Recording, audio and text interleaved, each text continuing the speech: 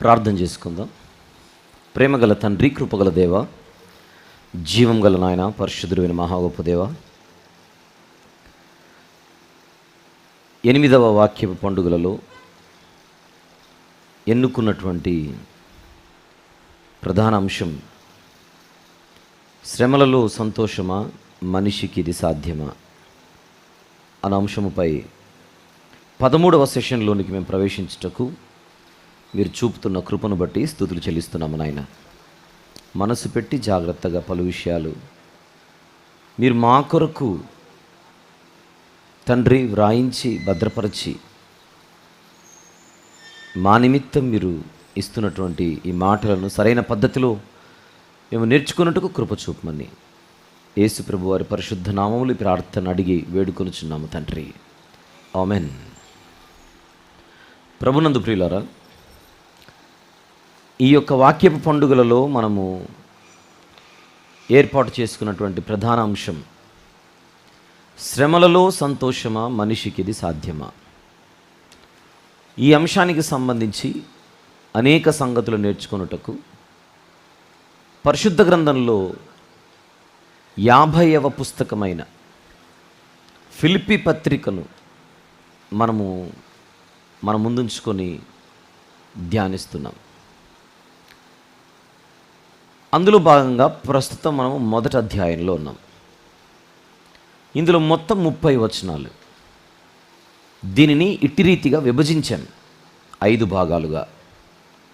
మొదటి భాగము మొదటి 2 వచనములు, రెండవ భాగము 3 నుండి 11. ఈ 2 భాగాలను మనము ఇంతకు మునుపు సెషన్ వరకు ముగించేశాం. ఈ సెషన్లో మనము 3వ భాగంలోనికి ప్రవేశిస్తున్నాం. అది 12వ వచనము నుండి 18వ వచనం వరకు. 12వ వచనము నుండి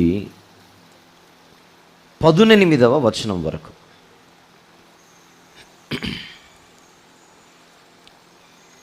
తీద్దాం. ఫిలిప్పీ పత్రిక మొదటి అధ్యాయము.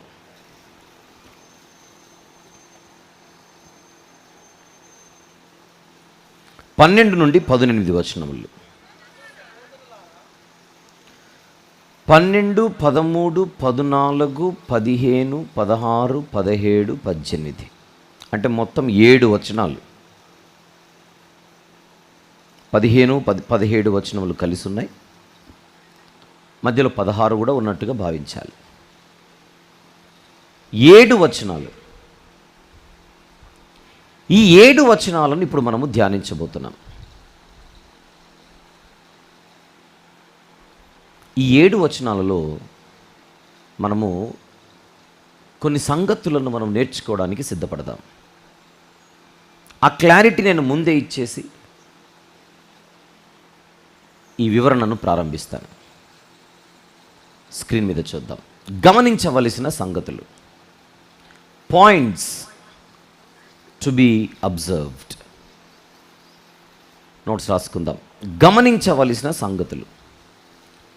12 నుండి 18 వచనాలలో మనము నేర్చుకోవలసిన సంగతులు. రైట్.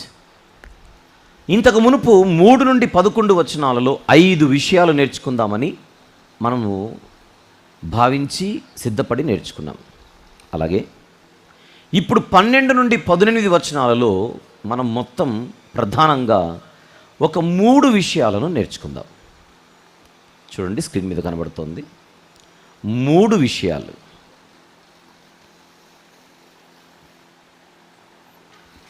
ఆ 3 విషయాలు ఏమిటి అనేది వివరణలో ఒక్కొక్కటి చూసుకుంటూ ముందుకెళ్దాం. రెడీ? రైట్. ముందుగా నేను 12వ వచనంలోనికి ప్రవేశించే ముందుగా ఒక విషయాన్ని మరలా ఇక్కడ జ్ఞాపకం చేయటకు ఇష్టపడుతున్నాను. అది యేసు ప్రభు చెప్పిన మాట. అదేమిటి అని అడిగితే, మీరు బ్రతకవలసింది నా నిమిత్తం. మత్తయి సువార్త 5లో. నంబర్ 2, నా నిమిత్తము బ్రతికితే మీకు శ్రమలు తప్పవు. నంబర్ 3, ఆ శ్రమలలో మీరు సంతోషంగా ఉండాలి. 3 మాటలు. గౌరవిద్దామా వద్దా? సీరియస్గా తీసుకుందామా వద్దా? ఎవరి నిమిత్తం బ్రతకాలి? ఆయన నిమిత్తమే బ్రతకాలి. ఆ బ్రతుకు లేకపోతే ఇంక బ్రతికి వ్యర్థమే. క్రీస్తు నిమిత్తము బ్రతకడం అన్నది జరగకపోతే బ్రతికినా వ్యర్థమే. ఒకవేళ నా జీవితం ఆయన నిమిత్తము లేదు అని మన మనస్సాక్షి మనకు చెబితే ఒక్కసారి మన గురించి మనం ఆలోచించుకోవాలి. ఎందుకంటే ఒక పెను ప్రమాదాన్ని ఎదుర్కోవడానికి ఇక మనం సిద్ధపడాల్సిందే. తీర్చుకోలేనంత భయంకరమైన నష్టాన్ని ఎదుర్కోవడానికి మరణించిన తర్వాత ఇది జరగబోతోంది. దాని కొరకు మనం సిద్ధపడాల్సిందే. సిద్ధమా? కాదే. అందుకు క్రీస్తులోనికి మీరు బాప్తిస్మం పొందిన వారైతే మీరు క్రీస్తును ధరించుకొని ఉన్నారు అని బైబిల్లో చూస్తున్నాం. క్రీస్తును ధరించుకోవడం, క్రీస్తును ధరించుకోవడం అంటే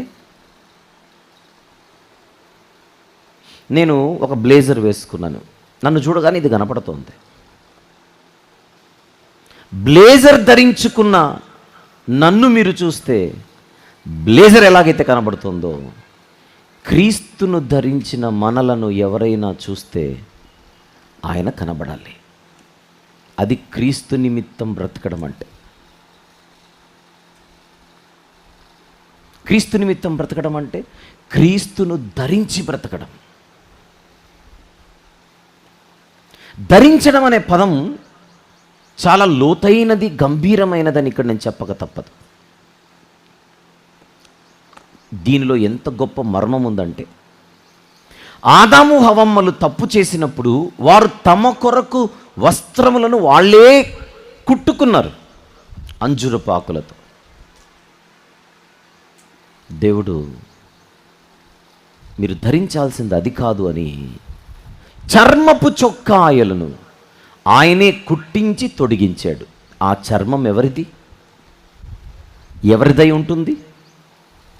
పాపమే లేని, దోషమే లేని ఏ మూగ జంతువుది. మీరు చేసిన పాపానికి ఒక జంతువు బలై మీ సిగ్గును కప్పడానికి మీ ఒంటి మీదకి వస్తుంది. మీరు నిలబడడానికి ఒక జంతు బలి కారణమైంది. అది ఆదికాండం 3వ అధ్యాయంలో చూస్తాం. అది మామూలు సంగతి కాదు, భవిష్యత్తులో జరగబోయే ఒక అద్భుతమైన కార్యక్రమానికి సాదృశ్యం.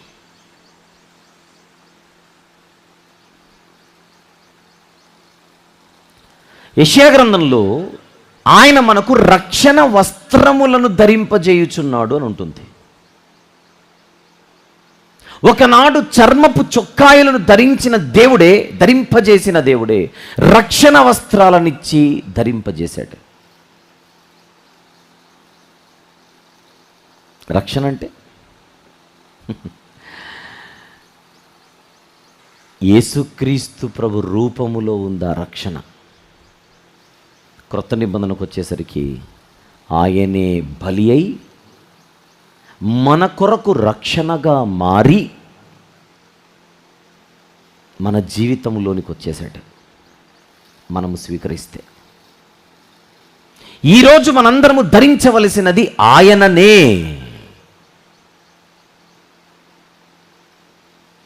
ఏ కలర్ డ్రెస్ వేసుకున్న వాళ్ళను చూస్తే ఆ కలర్ డ్రెస్ కనబడుతుంది. బ్లాక్ షర్ట్ వేసుకుంటే బ్లాక్, వైట్ షర్ట్ వేసుకుంటే వైట్, బ్లూ షర్ట్ వేసుకుంటే బ్లూ. అదే పనిగా చూపించాల్సిన అవసరం లేదు. అందరూ చూడండి నేను తెల్ల చొక్కా వేసుకున్నాను అని చెప్పాల్సిన అవసరం లేదు. అందరూ చూడండి నేను నల్ల చొక్కా వేసుకున్నాను అని చెప్పాల్సిన అవసరం లేదు. నువ్వు కనబడుతుంది. అది నువ్వు దేనినైతే ధరించావో అది కనబడుతుంది. చెబుతామా నేను వేసుకున్న వస్త్రపు రంగు ఇదని ఎవరికైనా చెబుతామా? అది ధరించడం అంటే.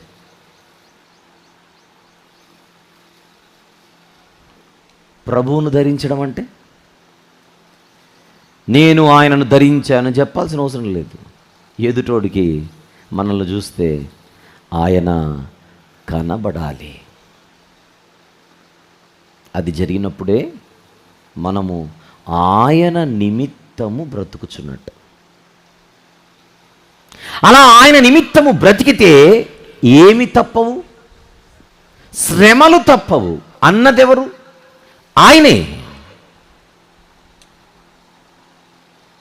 అయినను ఆ శ్రమలలో మనల్ని ఏం చేయమంటున్నాడు?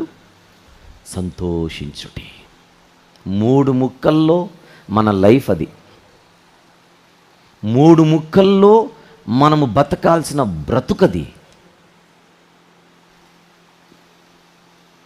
ఇది క్రిస్టియన్ లైఫ్. ఇది ట్రూ క్రిస్టియన్ లైఫ్.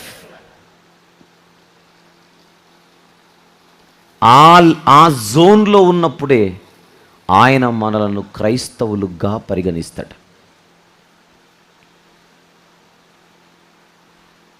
రైట్. ఒక అద్భుతమైన నిజమైన క్రైస్తవుడిని ఈ పత్రికలో చూస్తున్నాం. ఆయన పేరు పౌలు. నిజమైన క్రైస్తవుడు. ఎలా చెప్పగలం? ఈ 3 సూత్రాలు ఆయన జీవితంలో కనబడుతున్నాయి కనుక. ఏమిటా 3 సూత్రాలు? నంబర్ 1, ఆయన క్రీస్తు యేసు ప్రభు నిమిత్తమే బతుకుతున్నాడు. నంబర్ 2, ఆయన నిమిత్తము బ్రతుకుచున్నాడు గనుక శ్రమలు వచ్చాయి.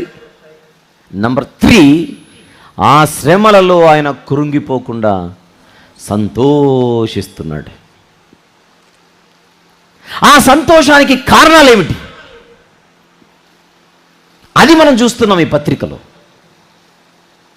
ద్వేషమే లేకుండా శ్రమలలో ఉన్నప్పటికీ బతకడం, మొదటి 2 వచనాలు. ఎదుటివారి జీవితాలలో ఒకవేళ ద్వేష భావాలు ఉంటే అవి తీసివేయడం, అందులో ఆనందించడం.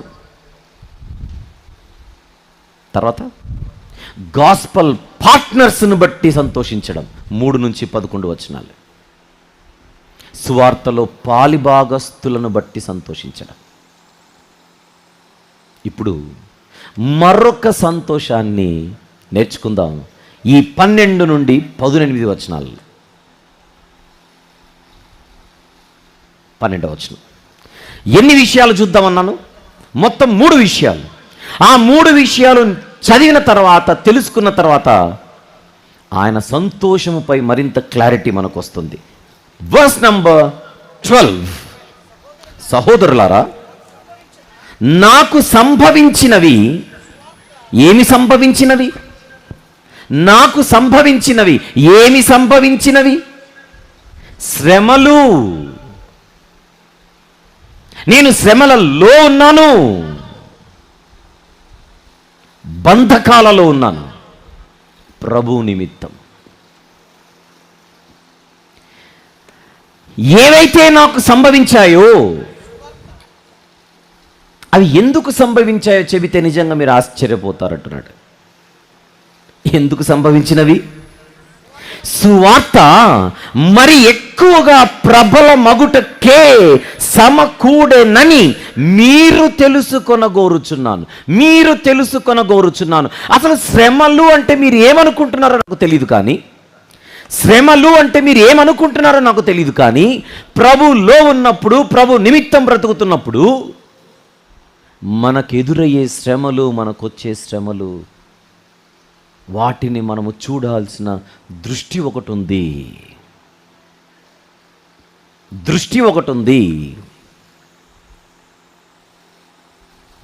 దేవుడు కలుగు చేశాడు ఆ శ్రమలు. దేవుడు కలుగు చేశాడని నేను చెప్పట్లా. సాతానే శ్రమలు కలిగించాడు. యెరూషలేములోని ప్రజలను రేపాడు, యూదులను రెచ్చగొట్టాడు, రోమీయులకు ఆయన అప్పగింపబడేలా చేశాడు. ఎన్నో భయంకరమైనటువంటి అన్యాయపు అపనిందలు వేసి రాజద్రోహానికి పాల్పడుచున్నాడని, లా అండ్ ఆర్డర్కి దెబ్బతీస్తున్నాడని, శాంతి భద్రతల విషయంలో ఇతను చాలా ప్రమాదంగా ఉన్నాడని ఎన్నో నిందలు.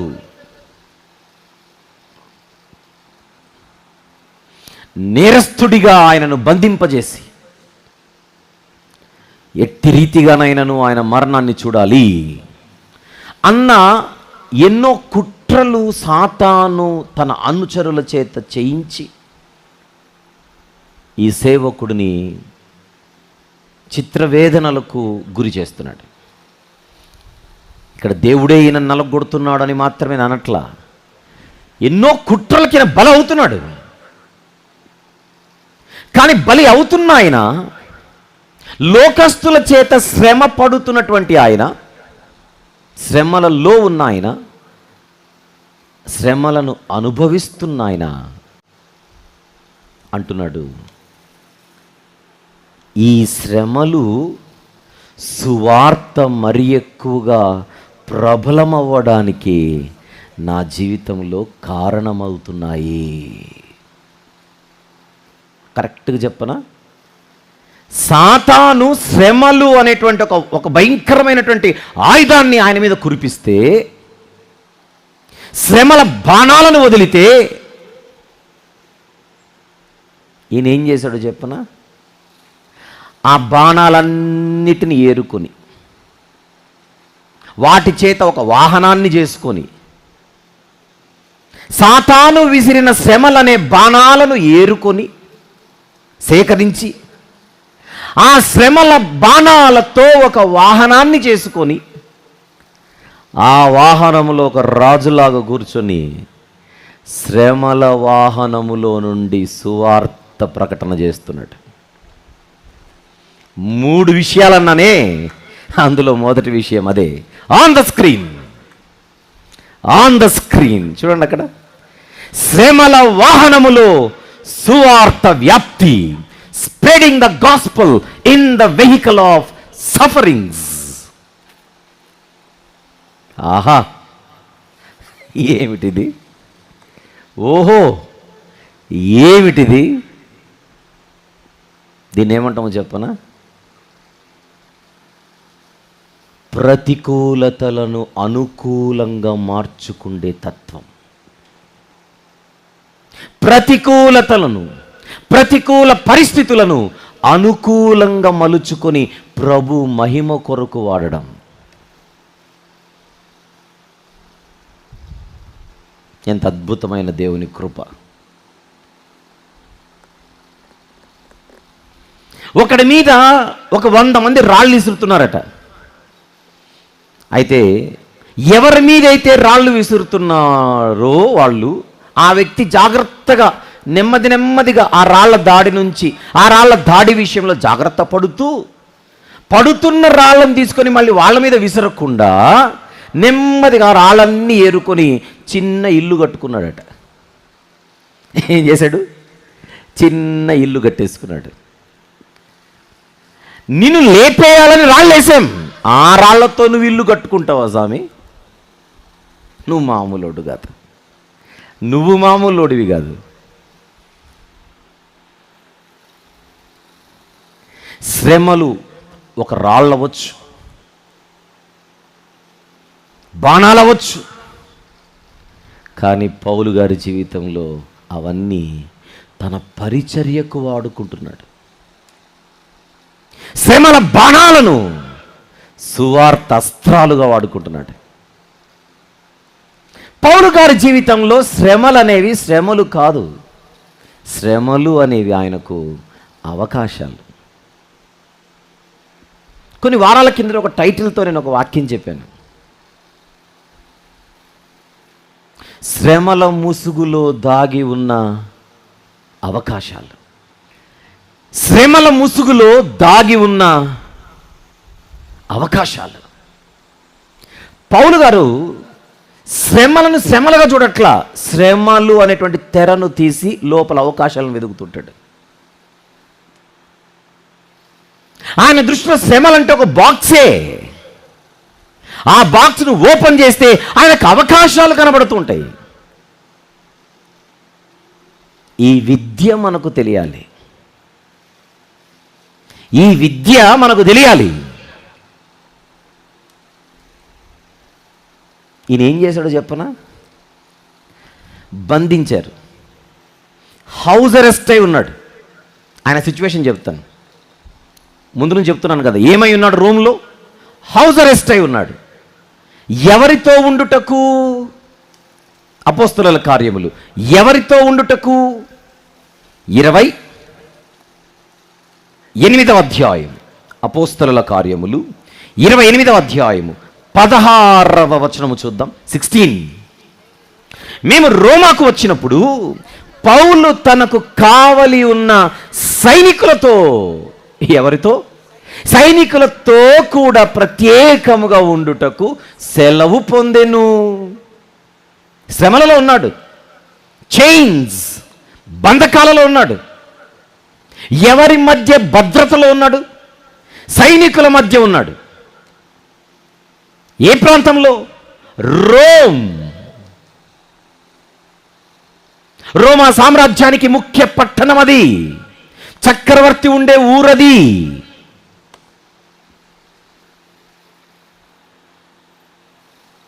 ప్రత్యేకంగా ఉండే ఒక సదుపాయము కలిగినటువంటి, ఇంకా చెప్పాలంటే ఉన్నత హోదాలో ఉండే సైనికుల మధ్య ఉన్నాడు ఆయన. ఆయన చుట్టూ ఉన్నవారు హైయెస్ట్ రోమన్ కమాండర్స్, అఫీషియల్స్, రోమా సైనిక అధికారులు. కొన్ని సందర్భాలలో వాళ్ళ దగ్గరకు వెళ్ళాలంటే అపాయింట్మెంట్ దొరకదు.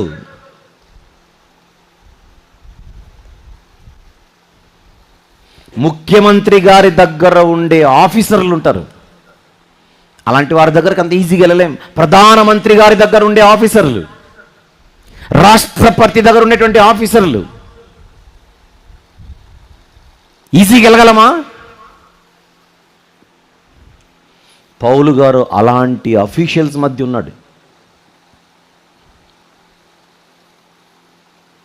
శ్రమలలో, బంధకాలలో.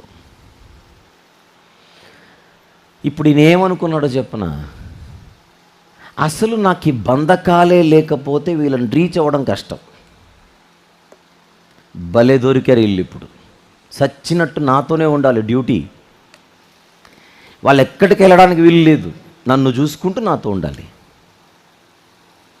ఇప్పుడు వీళ్ళకు ఎవడు ఖైదీనో ఎవడు స్వతంత్రుడో చూపిస్తానని ఈయనను అరెస్ట్ చేసిన వాళ్ళని ఈయన అరెస్ట్ చేశాడు వాక్యం చెప్పి. మీకు అర్థమైందా? ఈయనను అరెస్ట్ చేసి ఈయనను చూసుకోవాల్సిన వాళ్ళు ఎవరైతే చుట్టున్నారో కూర్చోబెట్టి చెప్పాడు, విని చావండని.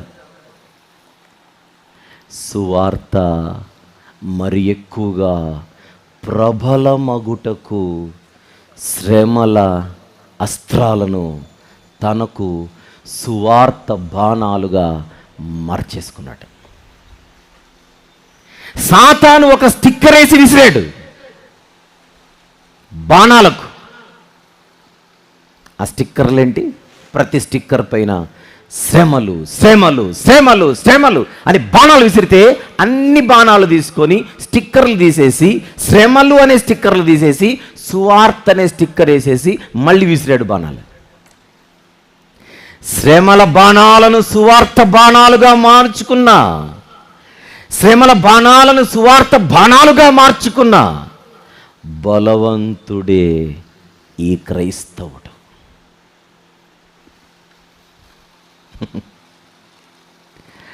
నేను చెప్పడం కాదు, ఆయనే చెప్తున్నాడు. సువార్త మరి ఎక్కువగా ప్రబలమవుటకే ఇవి సంభవించాను. ఇప్పుడు రెండోది చెప్పనా? ఈయనకున్న మరొక ప్రత్యేకమైనటువంటి అవకాశం ఏంటంటే, అపోస్తలుల కార్యం 28లో 30-31 వచనములు, అపోస్తలుల కార్యములు 28వ అధ్యాయం 30-31. పౌలు 2 సంవత్సరములు పూర్తిగా తన అద్దె ఇంట కాపురం ఉండి తన యుద్ధకు వచ్చు వారినందరినీ, ఈయనెక్కడికి వెళ్ళకూడదు ఎవరైనా రావచ్చు, ఈయనెక్కడికి వెళ్ళకూడదు ఎవరైనా రావచ్చు, తన యుద్ధకు వచ్చు వారినందరినీ సన్మానించి, నెక్స్ట్ మాట, ఏ ఆటంకము లేక పూర్ణ ధైర్యముతో దేవుని రాజ్యమును గురించి ప్రకటించుచు. ఎలా ప్రకటించుచు?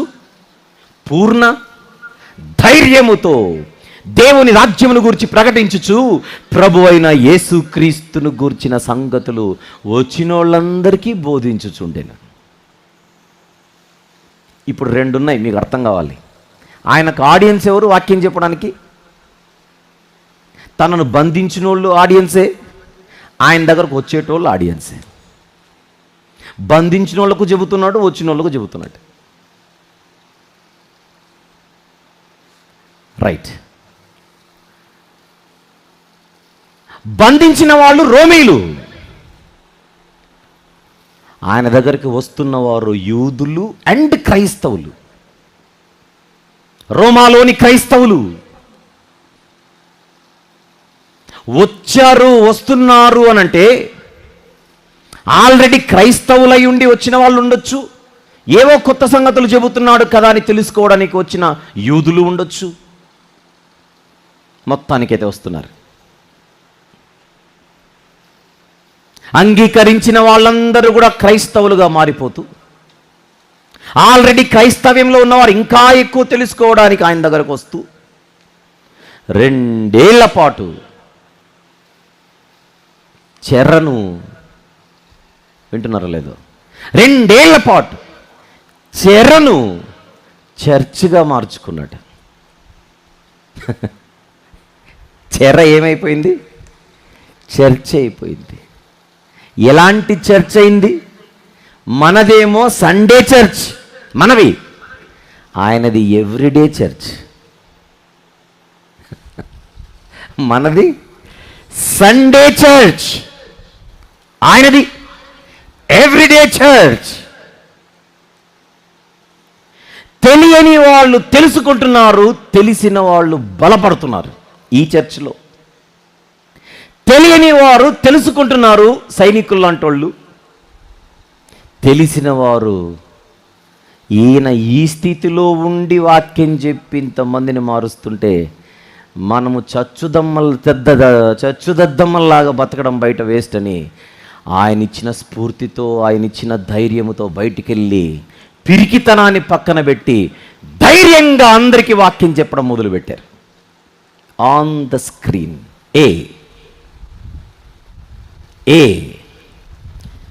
మళ్ళీ ఒకసారి చూపించు. శ్రమల వాహనములో సువార్త వ్యాప్తి. ఇందులో ఒక 2 విషయాలు జాగ్రత్తగా చూడాలి. అది చూడండి. ఈయన ఎవరెవరికి సువార్త ప్రకటించాడో స్క్రీన్ మీద మీకు చూపిస్తున్నాను. సైనికులకును, ఇంకా కైసరు ఇంటి వారికి కూడా. 4వ అధ్యాయం 22వ వచనం చూద్దాం ఒక్కసారి. ఫిలిప్పీ పత్రిక 4వ అధ్యాయము 22వ వచనం. నాతో కూడా ఉన్న సహోదరులందరూ మీకు వందనములు చెప్పుచున్నారు, పరిశుద్ధులందరూ. నెక్స్ట్ మాట, ముఖ్యముగా, అది అండర్లైన్ చేయండి. పరిశుద్ధులందరూ, తర్వాత ఏముంది? ముఖ్యముగా కైసరు ఇంటి వారిలో ఉన్న పరిశుద్ధులను మీకు వందనములు చెప్పుచున్నారు. కైసరు అంటే సర్పంచా, ఎంఆర్ఓనా, కలెక్టరా, ఎమ్మెల్యేనా, మంత్ర, ముఖ్యమంత్రి, ప్రధానమంత్రి, రాష్ట్రపత, చక్రవర్తి, రాజులకు రాజు. ఆయన కింద ఎందరో రాజులు ఉంటారు. కైసరు, చక్రవర్తి. కైసరు ఇంట్లో ఉన్న పరిశుద్ధులా? కైసరు ఇంట్లో పాపులు ఉండాలే. ఈ పరిశుద్ధులు ఎక్కడి నుంచి వచ్చారు? కైసరు ఇంట్లో పాపులు కదా ఉండాల్సింది. రోమీలు అంటేనే భయంకరులు. పాపులు ఉండాల్సిన ఇంటిలో పరిశుద్ధులు ఎట్లొచ్చారు? ఈ పరిశుద్ధుడు మార్చాడు. ఈ వీరుడు మార్చాడు. ఈ క్రైస్తవుడు మార్చాడు. ఈ క్రీస్తు సైనికుడు మార్చాడు. ఎవరెవరిని? సైనికులకు వాక్యం చెప్పాడు. నెక్స్ట్ మాట, కైసరు ఇంటి వారికి వాక్యం చెప్పాడు.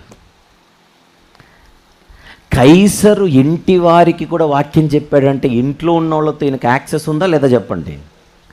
ఆ ఇంట్లో ఉన్నోళ్ళతో ఈయనకు యాక్సెస్ అంటే మాట్లాడే అవకాశం ఉందా లేదా అని అడుగుతున్నాను. మాట్లాడే అవకాశం ఉంటే కైసర్ ఇంట్లో ఉన్న వాళ్ళకు వాక్యం చెప్తాడా? మాట్లాడే అవకాశం లేనప్పుడు చెబుతాడా? ఉంది కనుకనే చెప్పాడు. ఉంది కనుకనే చెప్పాడు. మామూలుగా ఇంట్లో ఏసీలో కూర్చున్నప్పుడు వెళ్ళమని చెప్పండి కైసర్ ఇంటికి. పోనీ పౌలు గారి దగ్గర మంచి బెంజ్ కారు ఉందనుకోండి, ఆ కారులో వెళ్ళమనండి, అపాయింట్మెంట్ దొరుకుతుందేమో. పిచ్చి సాతాను పౌలు గారి కోసం శ్రమలనే వాహనాన్ని చేస్తే ఆయన వాహనం ఎక్కి వాళ్ళ ఇంటికి వెళ్ళిపోయాడు. ఎవరింటికి వెళ్ళిపోయాడు? కైసర్ ఇంటికి వెళ్ళిపోయాడు. మా ఇంట్లో ఉన్న వెహికల్తో ఆయన ఇంటికి వెళ్ళలేను. ఒరే సాతాను, నీకు భలే థ్యాంక్స్ రా, నువ్వు నిజంగా థ్యాంక్స్ రా, హైదరాబాద్కు రా, నీకు బిర్యానీ ఇస్తాను. సాతాను మ్యానుఫ్యాక్చరర్. శ్రమల వాహనానికి మ్యానుఫ్యాక్చరర్ ఎవరు? శ్రమల వాహనం కంపెనీ ఎవరిది? సాతాను కంపెనీ. సాతాను కంపెనీ నుండి వచ్చిన శ్రమల కారులో ఎక్కి చక్రవర్తి ఇంటికి వెళ్ళి తిష్టేశాడు మన క్రైస్తవుడు.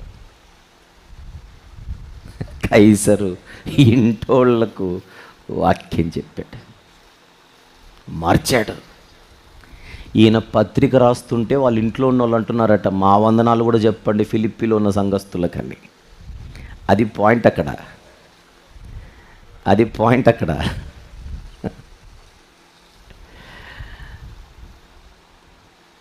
ఇదంతా ఎవరు చూస్తున్నారు? అప్పటికే రోమాలో బిక్కుబిక్కుమంటూ బతుకుతున్న క్రైస్తవులు. అప్పటికే రోమాలో క్రైస్తవులు ఉన్నారు. పౌలు గారు రోముకు వస్తుంటే ఎదుర్కోవడానికి వచ్చారే కానీ భయం గుప్పిట్లో ఉన్నారు.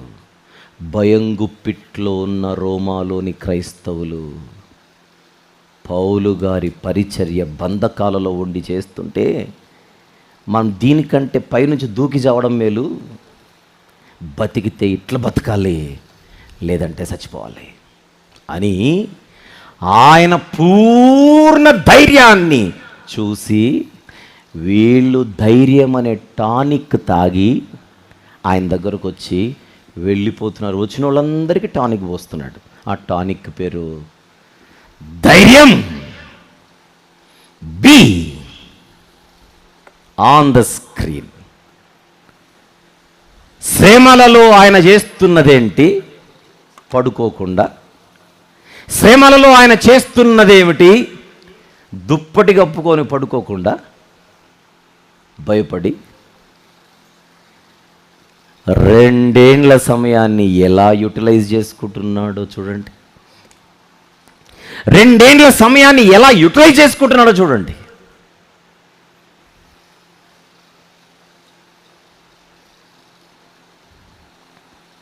చెప్పండి. శ్రమలలో ఉన్న ఆయన సువార్తను పరుగులెత్తిస్తున్నాడు. ఇప్పుడు చదువుదాం మళ్ళీ 12 నుంచి. కమ్. సహోదరులారా, నాకు సంభవించినవి సువార్త మరి ఎక్కువగా ప్రబల మగుటకే సమకూడెనని మీరు తెలుసుకొనగోరుచున్నాను. ఎలాగనగా? ఎలా ప్రబలమైంది? ఎలా ప్రబలమైంది అని అడుగుతారు ఎవరైనా. అందుకు ఆయనే ఆన్సర్ చెబుతున్నాడు. ఎలాగనగా నా బంధకములు క్రీస్తు నిమిత్తమే కలిగినవని ప్రేతోర్యమను సేనలోని, ప్రేతోర్యం అంటే ప్రేతలు ఉండేది అనుకుండేరు పొరపాటు. చక్రవర్తి రాజభవనంలో ఉండే సైనికులందరినీ ప్రేతోర్యం అనే సేన అని పిలుస్తారు. రాజభవనం హైదరాబాద్లో రాజ్ భవన్ అని ఉంటుంది ఒకటి, సోమాజిగూడలో గవర్నర్ గారు ఉండే భవన్, అది రాజ్ భవన్. ఇదే హైదరాబాద్లో రాష్ట్రపతి భవన్ అని కూడా ఉంది. ప్రతి సంవత్సరం డిసెంబర్లో రాష్ట్రపతి గారు వస్తారు శీతకాలంలో ఇక్కడ ఉండడానికి 2 వారాలు. రాష్ట్రపతి భవన్, రాజ్ భవన్. రాజ్ భవన్లో ఉండే సెక్యూరిటీ స్టాఫ్, పోలీస్ అధికారులు ఒక్కసారి ఊహించుకోండి. రాజ్ భవన్లో ఉండే రక్షణ అధికారులు ఎవరైతే ఉంటారో, భద్రతా అధికారులు ఎవరైతే ఉంటారో, రాజ్ భవన్, గవర్నర్ గారు ఉండే భవన్, రాజ్ భవన్, రాజుగారుండే భవన్, రాజ్ భవన్, అందులో ఉండే భద్రతా దళం, భద్రతా సైనికులు. ఇక్కడ చక్రవర్తి భవన్, చక్రవర్తి భవన్లో ఉండే సైనికులు. ఇంగ్లీష్లో ఏమంటారు చెప్పనా? Palace gourd. చూపించగలవా ఇంగ్లీష్లో? Palace gourd. ప్యాలెస్ అంటే తెలుగులో చెప్పండి. ప్యాలెస్ అంటే తెలుగులో రాజభవనం, అంతఃపురం. అంతఃపురంలో పనిచేసే సైనికులు, రాజ్ భవన్. ప్రేతోర్యమను సేన. చదుదాం. ఎలాగనగా నా బంధకములు క్రీస్తు నిమిత్తమే కలిగినవని ప్రేతోర్యమను సేనలోని వారికందరికి చూపిస్తారా మీరు? ప్రేతోర్యమను సేనలోని వారికందరికి, అందరికిని అంటే రాజ్భవన్లో ఉండే స్టాఫ్ అందరికీ, రాజ్భవన్లో ఉండే స్టాఫ్ అందరికీ అర్థమైపోయిందట, ఇతను ఏ హత్య చేసో, మోసం చేసో, భయంకరమైనటువంటి నేరాలు చేసి ఇక్కడికి రాలేదు. ఈయన బంధకాలలో ఉండడానికి గల కారణం క్రీస్తు. క్రీస్తు. ఇప్పుడు చెప్పండి, ఈయన ఎవరిని ధరించాడు? ఈయన వేసుకున్న డ్రెస్ పేరేంటి? ఈయన వేసుకున్న డ్రెస్ పేరేంటి? క్రైస్ట్.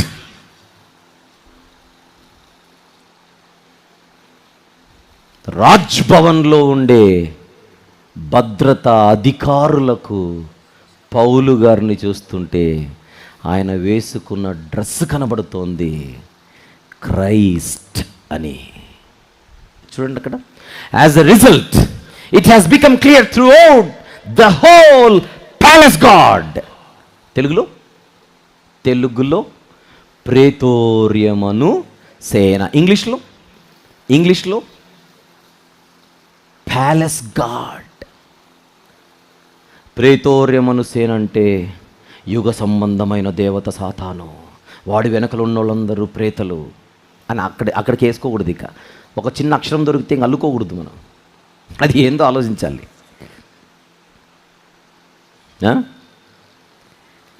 యోనా గారు తిమింగలం కడుపులో ఉండి ప్రార్థన చేస్తూ, సముద్ర గర్భములో ఆయన ఉన్నటువంటి పరిస్థితిని బట్టి ప్రార్థన చేస్తూ, నేను పాతాళంలో ఉన్నాను ప్రభు అన్నాడు.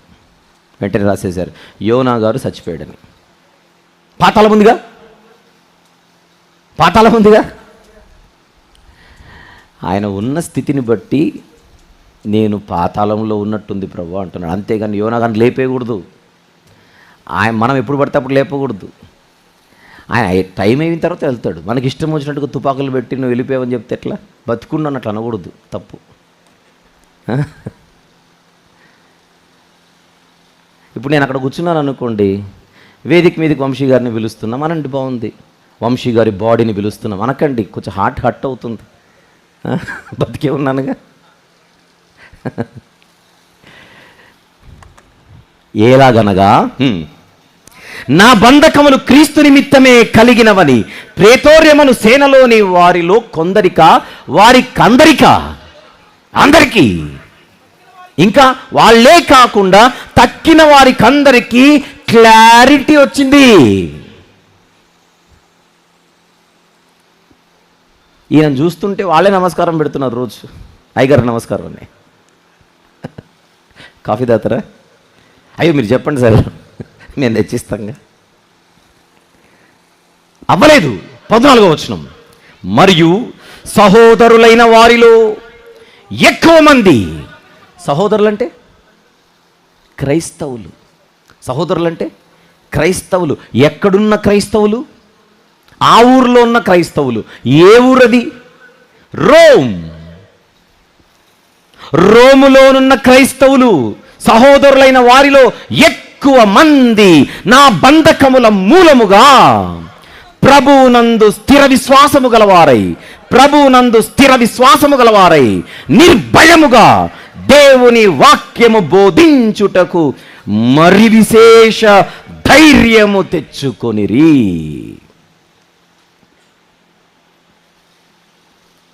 ఎక్కడ చూసి, ఎవరిని చూసి, ఎక్కడ చూసి?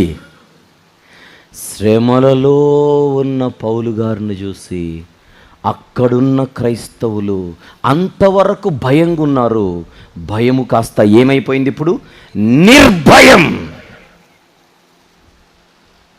ఎవరికైనా వాక్యం చెప్పాలంటే 100 సార్లు ఆలోచించే వాళ్ళట, బిక్కుమంటూ. ఇప్పుడు దేవుని వాక్యము బోధించుటకు మరి విశేష ధైర్యము నన్ను చూసి తెచ్చుకొనిరి, నేను శ్రమలలో ఉండగా.